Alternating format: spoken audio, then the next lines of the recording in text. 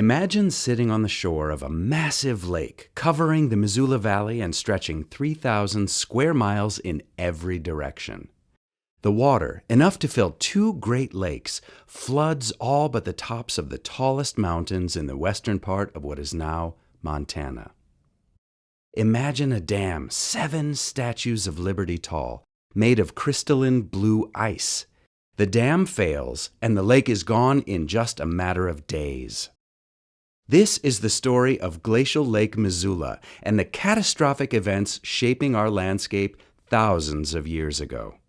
The echoes of those events can be heard today in the stories the rocks in the river tell those who are curious and who listen closely. This scene 18,000 years ago began when Glacial Lake Missoula was formed by a lobe of the Cordilleran ice sheet, 2,000 feet high and 30 miles long. The glacier, located at the Purcell Trench, a large valley at Sandpoint, Idaho, blocked the path of the Clark Fork River. As the water rose to the depth of 2,000 feet behind the giant dam, the lake embraced the flooded mountains with fjord-like arms. Those arms included the Bitterroot Valley to the south, the Flathead Valley to the north, and an eastern arm as far as Deer Lodge. The massive ice structure strained under the pressure of the backed-up water for a long time. The lake bed, composed of gravel and sediment, compressed under pressure. Quiet waters lapped on the beaches of the extensive and intricate coastline, and mountaintops peaked above the water's surface.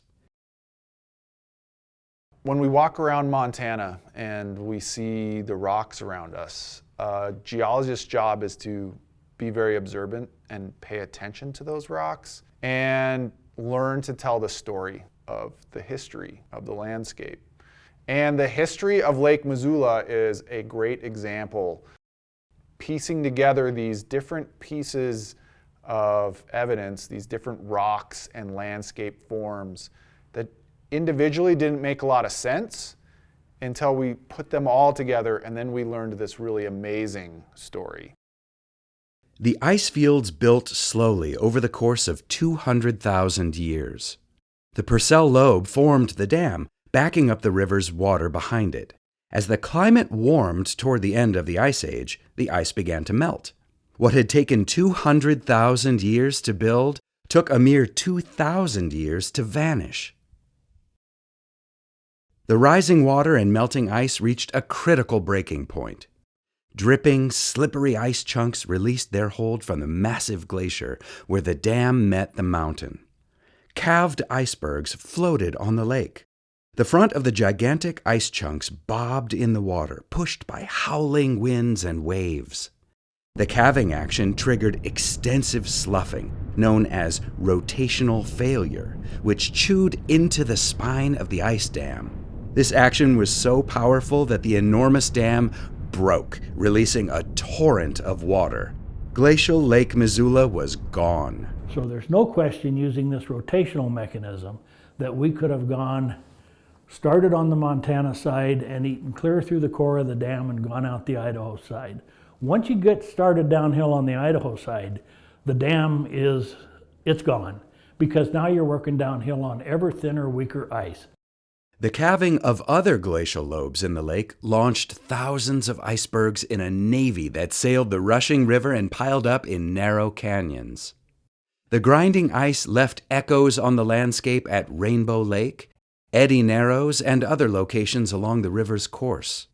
The rushing water tore through northern Idaho, eastern Washington, the Columbia River Gorge, Oregon's Willamette Valley, and finally released its fury into the Pacific Ocean at Astoria. Imagine this cataclysmic event draining the entire ancient lake in not years, not months, but only a few days. Torrents of water destroying everything in its path. The sound must have been deafening. At once, the waters receded and the dripping canyons were silent. Total devastation. Scoured land, cleaned of all organic matter, scarred with ripples frozen in time and drainages instantaneously reshaped. Amazingly, this ice dam break happened not just one isolated time, but at least two and maybe as many as 100 times. The Purcell Trench refilling with ice, backing up the river, and then draining as if a giant had pulled a stopper out of a bathtub. The impact of the discovery of Glacial Lake Missoula's repeated and rapid flooding has changed the way scientists like J. Harlan Bretz, up to current researchers today, view epic events around the world. These monumental events happened so long ago. How can we know about these huge floods? Even though Glacial Lake Missoula is gone, there are clues that the curious geological detectives have followed in the last 100 years to piece together the puzzle of this ancient lake bed and the events shaping our landscape. Follow the clues yourself and find more evidence of this amazing phenomenon in your own backyard. As you explore, post your photos on Instagram with #Montana Natural History Center. Let's get started.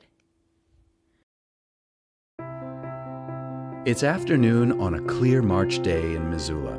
Standing on the University of Montana campus, you glance up at nearby Mount Sentinel and notice the uniform horizontal lines. The lines are echoes of the ancient Glacial Lake Missoula beach. They are strand lines or shorelines.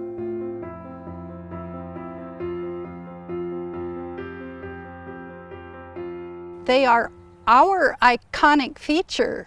I mean, most people, I guess you have to maybe be a curious sort, but go, what are these lines doing on the hill? And might seek the story to understand it. The term strand line is kind of all-inclusive. It is simply meaning where the water came in contact with the mountainside. They're exactly parallel along the mountain front. They do not cross. They are always the same. And only a body of water could do that to a mountain.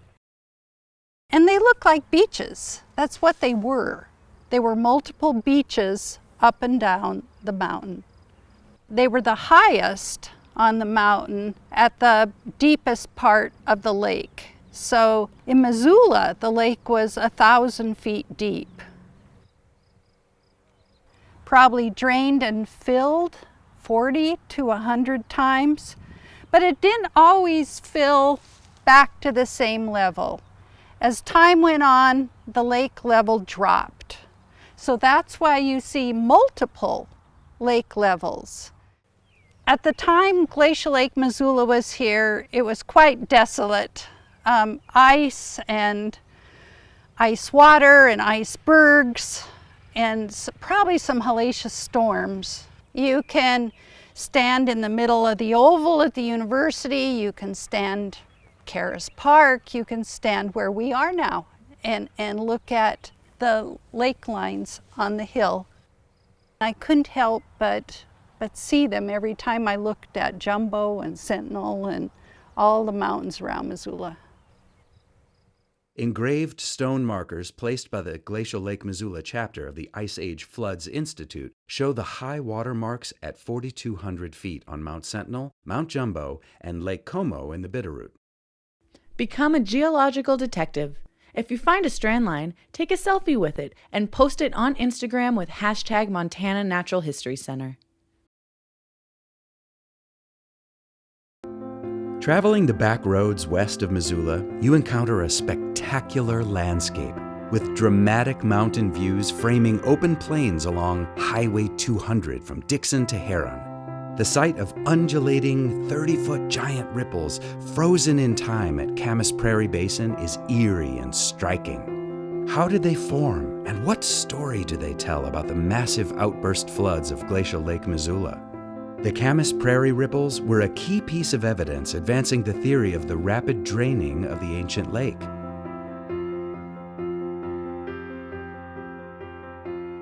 Ripples are a great thing and a great visual to think about. So we've all been down to the river or down to the beach and seen ripples forming by the water. And usually the ripples we see forming on the beach, they're in shallow water And these ripples are about an inch from one crest to the next. I've actually got some ripples here recorded in a rock. And you can see the difference from one crest to the next is about an inch. And this is a very natural process. It's due to the transport of sediment by the water moving over it. One of the real keys to breaking open the Lake Missoula story was when we realized that there were some ripples up in Camas Prairie just north of Missoula. But these were ripples where the distance between one crest to the next is now about 100 meters, or about a football field. And the height difference is about 3 meters, or about 10 feet. And we realized that these were ripples. They had to have been formed by water, but the scale of that water movement was nothing like what we are used to seeing. Must have been a huge flood, moving massive amounts of water and making ripples at a scale 100 times larger than we're used to seeing. The best place, honestly, to see the ripples is on Google Earth and to fly over Camas Prairie. They're just gonna pop. You're gonna see them. They're gonna look just like ripples you've seen anywhere else until you realize that it's a valley that you're looking at and not a small pond. You can drive there thinking this is the place that broke the Lake Missoula story open. Head out to Camas Prairie to investigate the giant ripples that can be seen from space. Strain to hear the roar of the violent, ancient waters heaving gravel into undulating waves on the lake bottom. The ripples are now covered by quiet grasslands and vivid blue camas flowers in ancient still life. Snap a photo and post it on the Montana Natural History Center website. #GLM Giant Ripples. Patterns of light and dark of horizontally layered soil decorate sections of I-90 west of Missoula at 9 Mile. This geological artwork describes the rhythm of the ancient lake bed, the comings and goings that compressed the dark mud and light-colored silt into the lines and pages of the Glacial Lake story.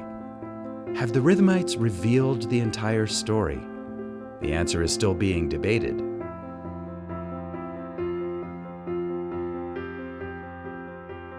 A rhythmite really means a sequence in the rocks that repeats itself over and over again. So what happens is in a rhythmite is we have a period of time where the water's going very fast and it carries big material or bigger material. And then we have a period where the water slows down and it drops smaller and smaller material. And in a rhythmite, this pattern repeats itself over and over again. It's rhythmic, so that's where the name rhythmite comes from.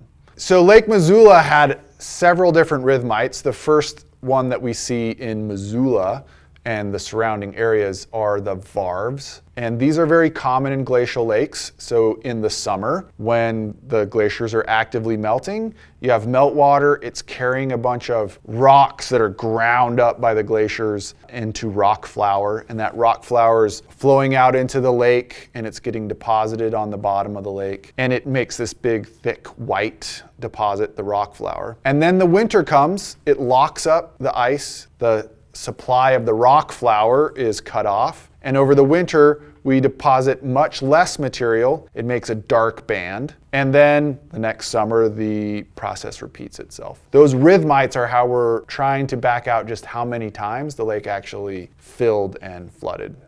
When we first put out the story of Lake Missoula, we thought it was one time. Then J. Harlan Bretz wrote a paper not too much longer where he said it filled and drained 3 or 4 times. When I was going to undergraduate school, we thought it filled and drained about 20 times. The current thought is that it could be anywhere between 20 and 100 times. As time goes on, we find evidence of more and more floods. I think the most important thing about a rhythmite is that it is recording individual events. It can be thought of much like a tree ring. It records an event that is repeatable, whether that's seasonal changes in a lake or repeated flooding and draining of the lake. As I learned more and more, I learned to understand that there were all kinds of rhythmites in nature recording these episodic flooding and receding type sequences. So I learned to interpret these repeatable sequences, think about history, think about how long Earth processes go on, It really just brings out how much history a rock can contain. Post your thoughts and photos on Instagram with hashtag Montana Natural History Center. Between Missoula and Sandpoint, the Clark Fork River squeezes through the rugged vertical-walled canyons. Anywhere canyon walls close in, the rushing river increased speed. Imagine the canyon narrows, or gorges, as a giant hose nozzle formed by cliffs, spewing 500 cubic miles of water, 60 times the flow of the Amazon River, along with rocks, debris, and silt through the gap. The sheer force of the flood scoured the vertical rock faces, leaving grooves in the bedrock 340 to 400 feet above the river. The sheer power of the event at Eddie Narrows, for example, is mind-boggling. Boulders shot through the gorge without bouncing off the river bottom at the top of the cliff face, just like cannonballs from a cannon. What must it have been like? The evidence left behind helps describe it.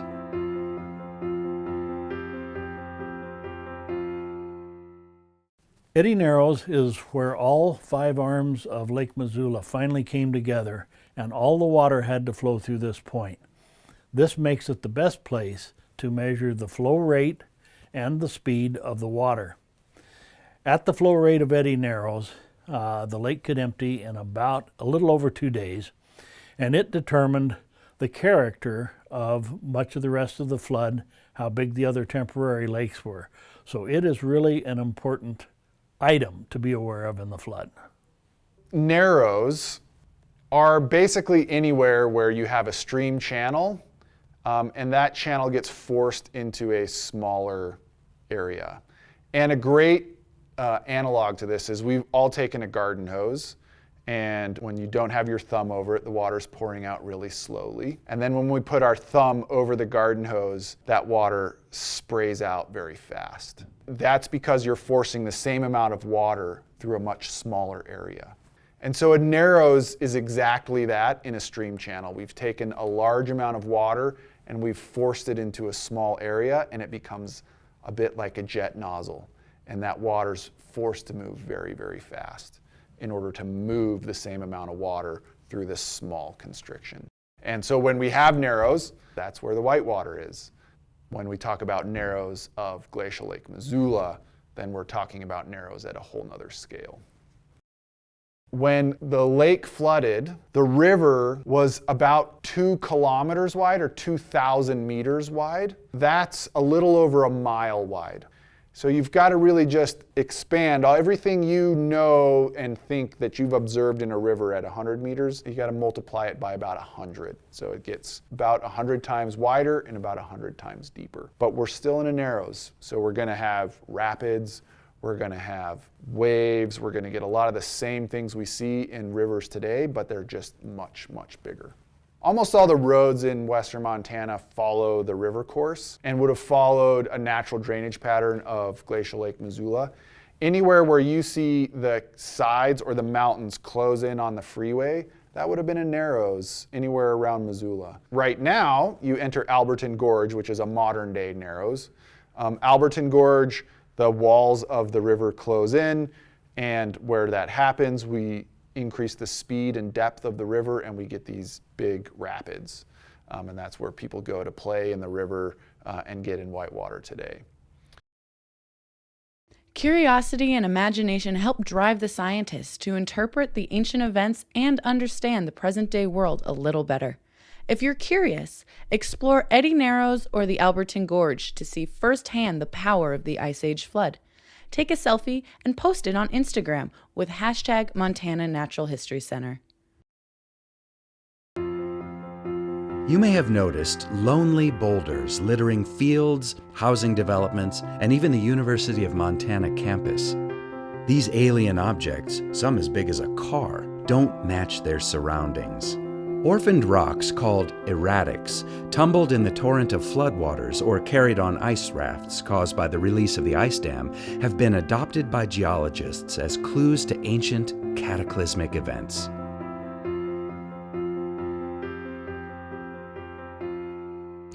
An erratic is a piece of rock that does not belong where you find it.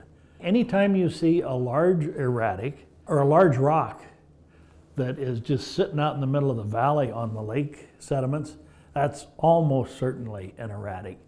Usually they are transported by ice or on ice being pushed by the glaciers. Most of our erratics are of another kind, and those are the kind that are on icebergs or in icebergs.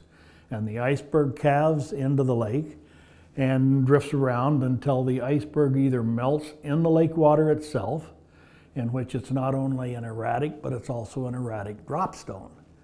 Or we burst the dam, all the water drains out, and we leave the iceberg stranded and it melts in the sun. That's the most common kind of large erratic that we have. Right at the corrals at the Buffalo Range, there is a house-size erratic framed by wonderful strand lines. One of the big ways to get big erratics is to have a rock slide land on the glacier. Then all of those rocks, that entire rock slide, will get incorporated into the ice and the icebergs, and they haven't been rounded at all. They're as rough as they were when they were in a landslide. Then the iceberg will take them somewhere and drop them, and they're not rounded at all. We have all kinds of erratics, and you have to really be thinking. An erratic scavenger hunt is an entertaining way to explore the Glacial Lake Missoula activity. Find a lone boulder, snap a photo, and then try to determine where it came from. How far away is a rock of similar composition?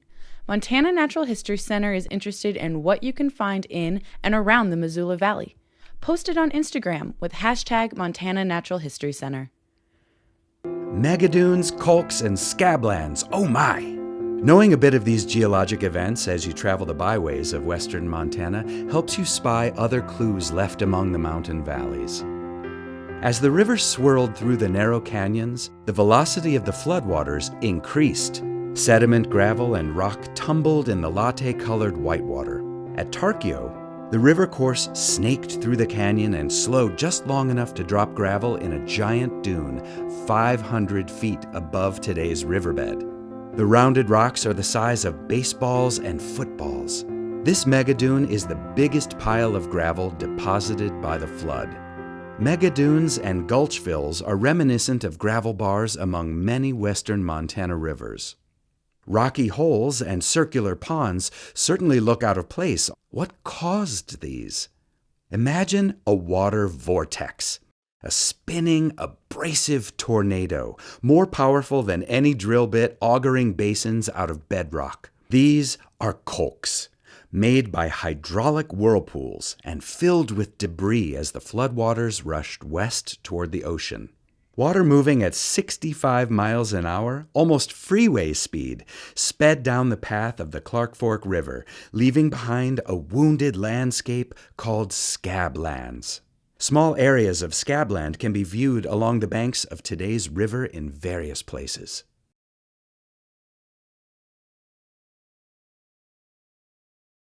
To define megadunes, you have to think of what are dunes. And dunes are in rivers.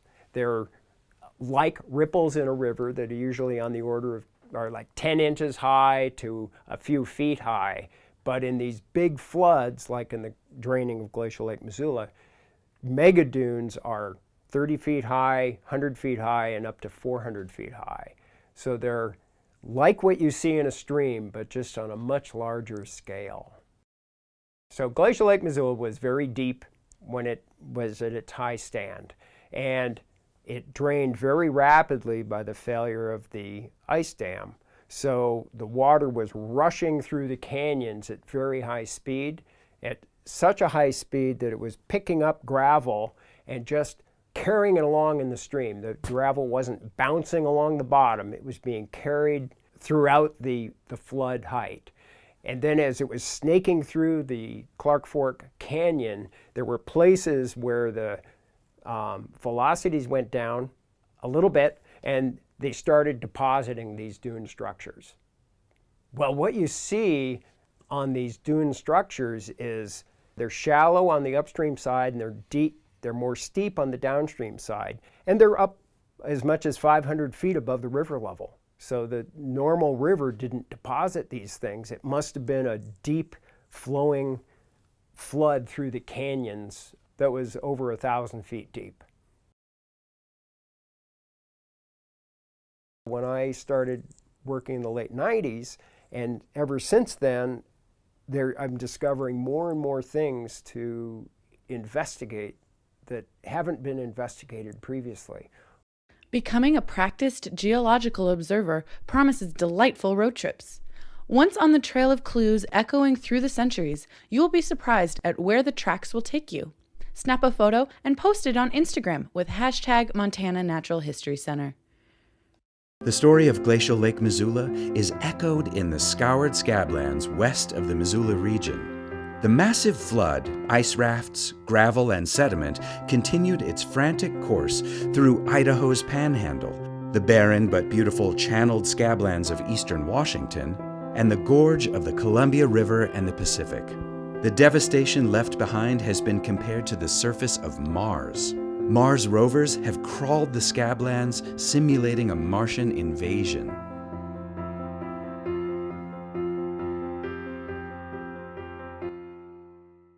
When the dam broke, the water went downstream.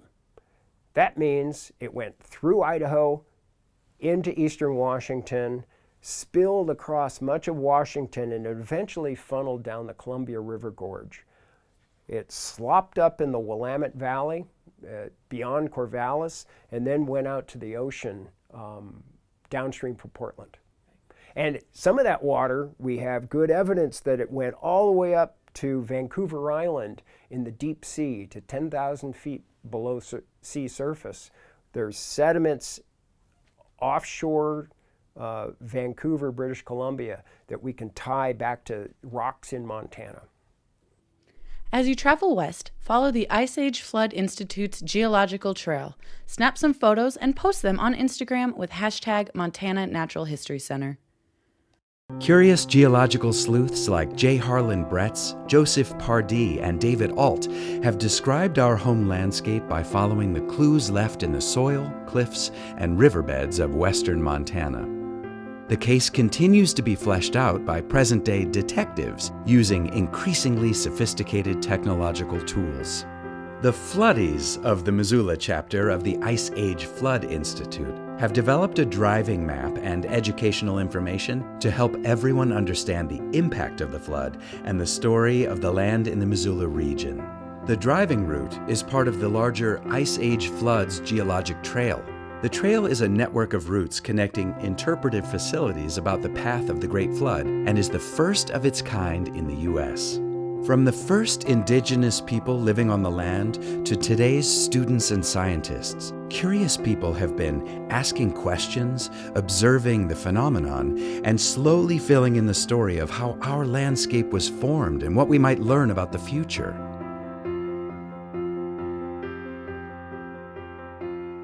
A lot of people have heard of carbon-14 dating, where you can date bones, you can date teeth, and you can date burned wood.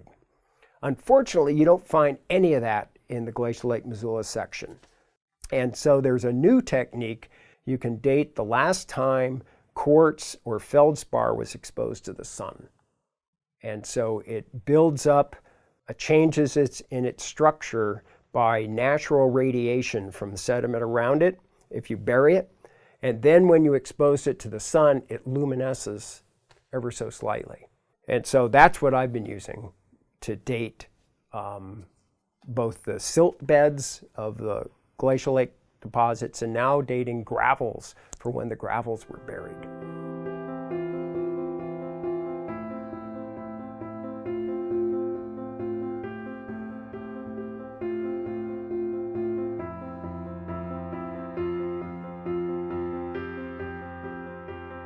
Water is the most important thing at the surface of the earth that shapes the earth. So when we look at rocks, what we're really doing is looking at the history of the hydrology of that particular area. And so when we look for this evidence of Glacial Lake Missoula, what we're looking at is records of how the water at that time was shaping the landscape. And those records are left behind when the water left. The story of Glacial Lake Missoula is not fully written yet. Be a part of the saga. Be curious, and be amazed by what is in your own backyard. There are hundreds of phenomena still undiscovered out there. Find some, take a photo, get the GPS coordinates, and post it.